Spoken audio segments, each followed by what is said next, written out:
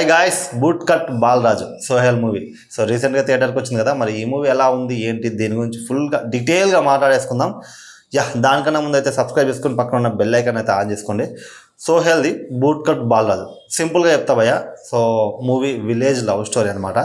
అల్లరి చిల్లరగా తిరిగే హీరో గ్యాంగు, హీరోయిన్కి ఒక ఫ్రెండ్ ఉంటుంది.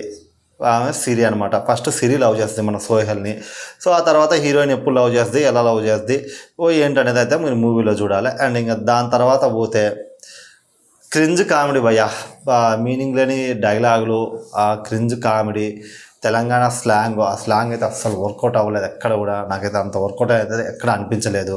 ఇంకా పోతే ఇంద్రజ గారి క్యారెక్టర్ ఎలా ఉంటుందంటే, మాట కోసం మొగ్గుని కూడా వదిలేస్తాను అనమాట.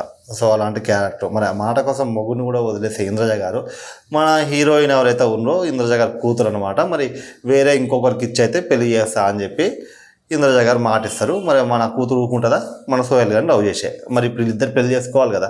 సో దానికి ఒక టాస్క్ ఇస్తామట ఇంద్రజ, నువ్వు సర్పంచ్గా పోటీ చేయరా బాయ్, నిలబడి గెలువు, అప్పుడు నీకు ఇస్తా అని చెప్పి. మరి మనోడు సర్పంచ్ గెలిచిండా లేదా, మరి ఎట్లా గెలిచిండు ఏందనేది సినిమా.